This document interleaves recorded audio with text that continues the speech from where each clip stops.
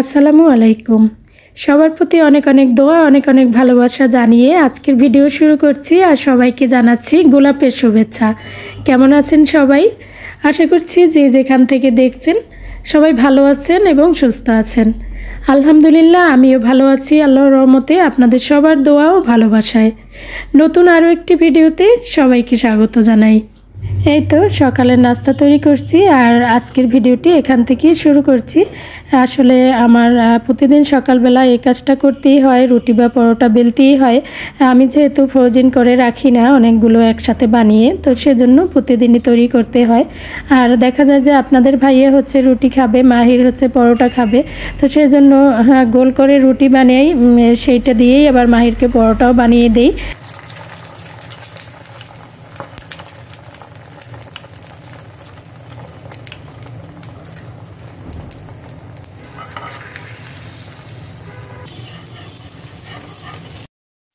রুটি ভাজার তাওয়ায় ডিম ভাজি করলে তাওয়াটা কালো হয়ে যায়। আমি এই জন্য কোনো সময় একই তাওয়াতে ডিম ভাজি না, ডিম আলাদা তাওয়ায় ভাজি। তো এখন মাহির আসছে ডিম ভাজি করে নেওয়ার জন্য খুব তাড়াতাড়ি করে, এই জন্য এটাতেই করে দিলাম। আর কয়দিন ধরে তো আমার ঠান্ডার সমস্যা, আমার আসলে ঠান্ডা লাগলে সহজে কমতে চায় না। তো এই জন্য দেখা যায় যে পানির কাজ একটু কমই করা হচ্ছে। তো এই যে আমি নাস্তা রেডি করে নিয়েছি। আজকে হচ্ছে বাঁধাকপি ভাজি করেছি, একটু বেশি করে করেছি যাতে দুপুরের গরম ভাতের সাথেও খাওয়া যায়। তাহলে দেখা যাবে যে দুপুরে আমি একটা রান্না থেকে রেহাই পাবো।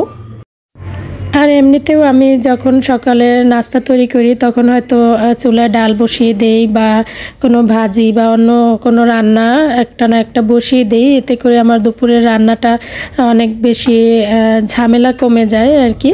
তো নাস্তা খেয়ে নিয়েছি, তারপরে একটু আদা চা খেয়েছি, গলাটা বসে আছে অনেকটাই।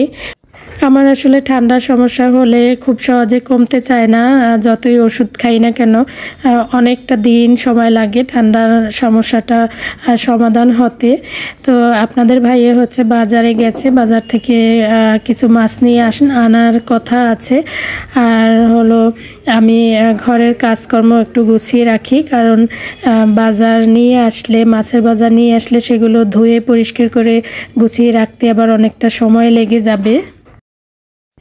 তো ঘরের মোটামুটি সব কাজ গুছিয়ে নিয়েছি, এবারে একটু পেয়ারা কেটে নিয়েছি, পেয়ারা খাবো। আর এরই মধ্যেই তো বাজার নিয়ে চলে আসবে, তো সেজন্য সব কিছু গুছিয়ে নিয়েছি একটু তাড়াতাড়ি করেই। আসলে বাজার নিয়ে আসলে কাজের ব্যস্ততা অনেকটাই বেড়ে যায়, বিশেষ করে মাছ মাংসের বাজার যখন আনা হয় তো সেগুলো গুছাতে কিন্তু অনেকটা সময় লেগে যায়। যদিও মাছ বাজার থেকে কেটে নিয়ে আসে, তারপরেও দেখা যায় যে সেগুলো ধোয়া, পরিষ্কার করা, তারপরে প্যাকেট করে ফ্রিজে রাখা, সেক্ষেত্রে অনেকটা সময় লেগে যায়।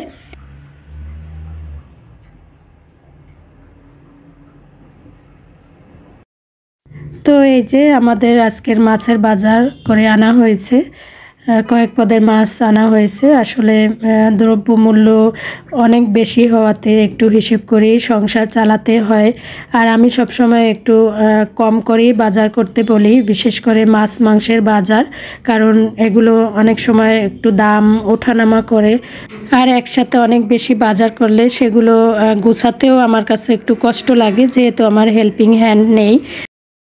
আসলে বাজার থেকে মাছ কেটে আনার পরেও কিন্তু অনেক কাজ থাকে, এগুলো ধুয়ে পরিষ্কার করে ফ্রিজে রাখা পর্যন্ত অনেকটা কাজ করতে হয়। এগুলোকে তো অনেক সময় ধরেই পরিষ্কার করে নিতে হয়, তারপরে প্যাকেট করতে হয়, তারপরে ফ্রিজে রাখতে হয়। তো সেক্ষেত্রে মাছ বাজার থেকে কেটে আনার পরেও কিন্তু অনেক কাজ করতে হয় আমাদেরকে। তো যাই হোক, সব কিছু পরিষ্কার করে প্যাকেট করে ফ্রিজে রেখে দিয়েছি। এরপরে এই তো কিছু মাছ এখন রান্না করব। আর যেদিন মাছ আনা হয় তাজা মাছ কিছু রান্না করতেই হয়। তো এখানে আজকে হচ্ছে পাঙ্গাস মাছ রান্না করব। একটা পাঙ্গাস মাছ আনা হয়েছে, আপনাদের ভাইয়ার পাঙ্গাস মাছ খুব বেশি পছন্দ, কিন্তু আমার রান্নার ঝামেলার কারণে আমি আনতে মানা করি। তো আজকে বলেছি যে খেতে চাইলে আনতে, তো সেটাই নিয়ে এসেছে।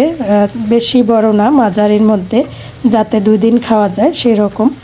তো পাঙ্গাস মাছ ধোয়া পরিষ্কার করা আমার কাছে অনেক বেশি কষ্টের মনে হয়, ঝামেলার মনে হয়, সেজন্যই পাঙ্গাস মাছ আনা হয় না আমাদের বাসায়। তবে খাই না যে তা না।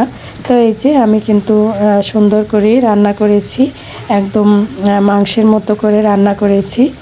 তো সব মশলা দিয়েছি আর টমেটো একটু পেস্ট করে দিয়েছি আর ছোট কয়েকটা আলু দিয়েছি।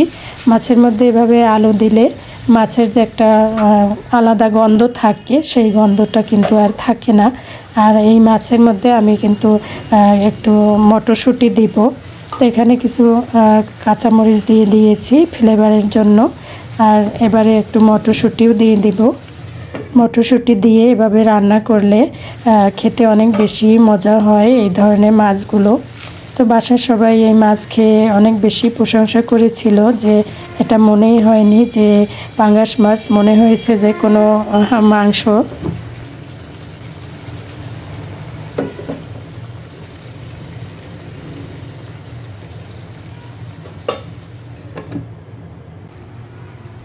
তো এই যে আমার রান্নাটা প্রায় হয়েই গেছে আর সকালের ভাজি আছে, ডাল আছে, এটা দিয়ে আজকে দুপুরের খাওয়া দাওয়া হয়ে যাবে। তো রান্না শেষে একটু চুলাটা তো পরিষ্কার করে নিতেই হয়, সেটা পরিষ্কার করে নিচ্ছি। আসলে আমাদের সংসারের কাজের কোনো শেষ নেই, একটার পর একটা কাজ সামনে এসেই পড়ে আর সেগুলো গুছিয়ে নিতেই হয়। তো রান্না শেষ করে চুলাটা পরিষ্কার করে নেওয়াটা একটা অভ্যাসে পরিণত হয়ে গেছে। এই তো আমি চুলাটাকে পরিষ্কার করে নিয়েছি।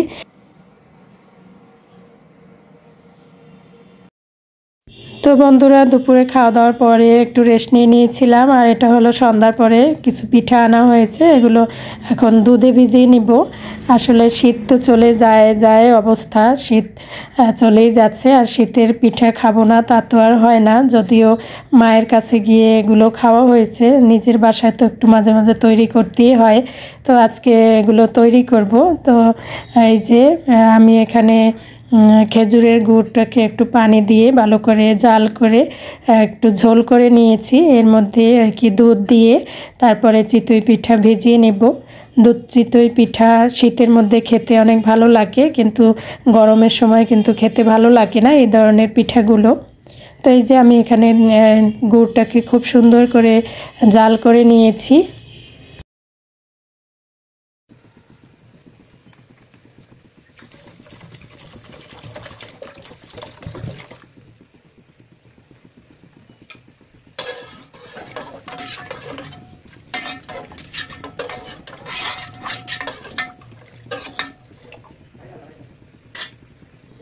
তো গুড়ের মধ্যে আমি দুধ দিয়ে জাল করতে বসিয়ে দিয়েছি। এখানেই ভুল করেছি, যদি দুধটা জাল করতে না দিতাম তাহলে কিন্তু দুধটা কেটে যেত না, যদিও আগেই দুধ জাল করে ঠান্ডা করা ছিল।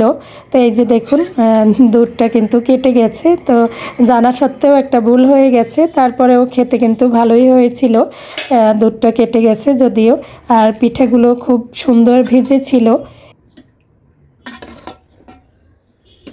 তো এই যে পিঠাগুলো ভেজে কিন্তু একদম নরম হয়ে ভেঙেও গেছে, অলরেডি খাওয়াও হয়ে গেছে কিছু। আর এটা হলো পরের দিন আমি একটু প্লেটে বেড়ে নিয়েছি খাওয়ার জন্য।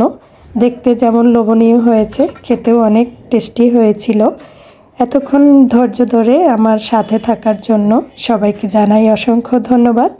পরবর্তী ভিডিও দেখার আমন্ত্রণ জানিয়ে আজকে তাহলে এখানেই বিদায় নিচ্ছি। সবাই ভালো থাকবেন, সুস্থ থাকবেন, সবার জন্য অনেক অনেক দোয়া রইল, আমাদের জন্য দোয়া করবেন। আল্লাহ হাফেজ, আসসালামু আলাইকুম।